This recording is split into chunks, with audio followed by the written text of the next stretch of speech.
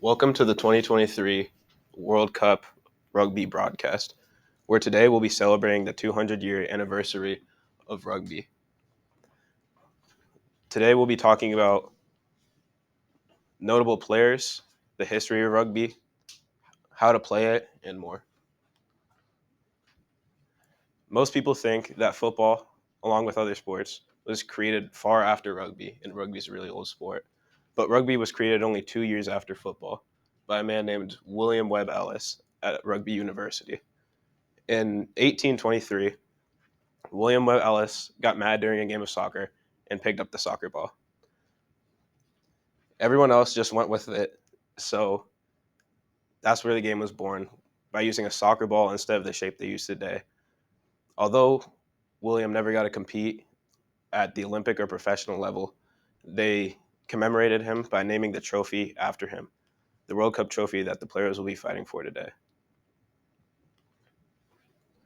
Now, rugby is a thriving sport and has been in the Olympics for over 125 years.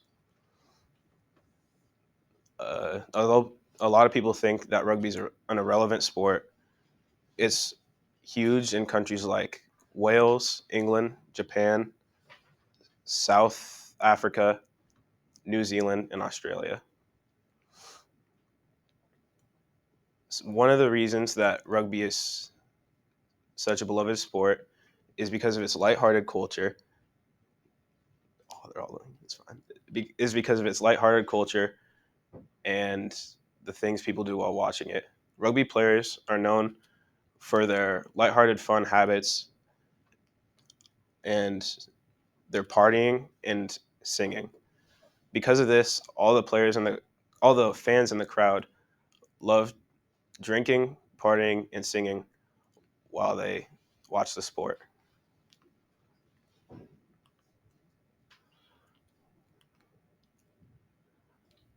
Because rugby is such a violent sport, there's a lot of equipment that goes into it. Equipment like helmet, pads, mouthpieces, cleats, and more. Today we'll be talking about the mouthpiece in specific because it's such a notable part of the game. Rugby is at the forefront of equipment, innovation, and technology, with their heavy donations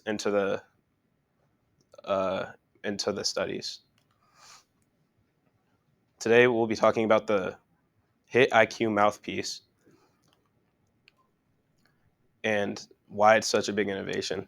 Mouthpieces are used not only in rugby, but in sports like boxing, football, uh, MMA, and more. This mouthpiece is so smart because it can detect concussions and it can stop players from getting them.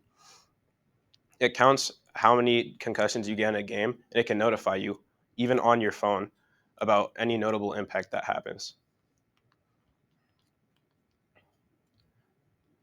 In a normal Rugby 15s game, there's 15 players, as per the name, and they compete for 40 minutes each half.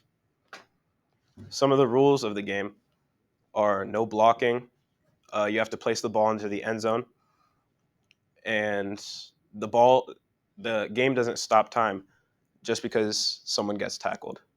Because of this, really innovative tactics get put into the game.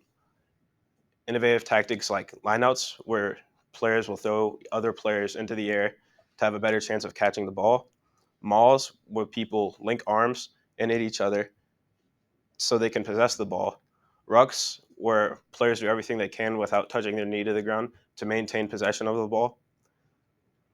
And scrum attacks, where players will line up before the whistle is blown and then ram at each other to see who can get the ball after an out of bounds. In a rugby sevens game, there's 7 players on each team and a lot less positions because of it. There's also only 14 minutes in the whole game, which makes the game really high pace and high intensity. All the other rules of rugby still apply, but there's a lot less penalty calls because it's such a small game. Now, the 2 teams we'll be watching today are South Africa and New Zealand. One of the most notable players in the returning and a player on the returning team of the champions is Sia Colosi, one of the most inspirational players in the sport. Now, Sia Colosi is regarded as one of the best players to ever play the game, but his past isn't as bright as his future is. As a kid, Sia Colosi was born into a teenage parent household, and as a kid, Sia Colosi was born to a teenage parent household, and his father was never really in the picture. His mother, who had him at the age of 16, was never really able to get a good job because of it, but it didn't matter to him. As when he was 14 years old, he gained a scholarship to Gray High School by playing well and getting accepted to the Gray Juniors team. This is such a big deal because in South Africa, after middle school, you have to pay for all education.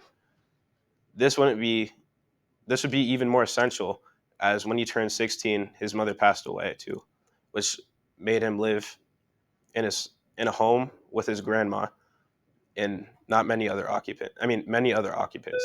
It was only a oh shoot. It was only a 2 bedroom house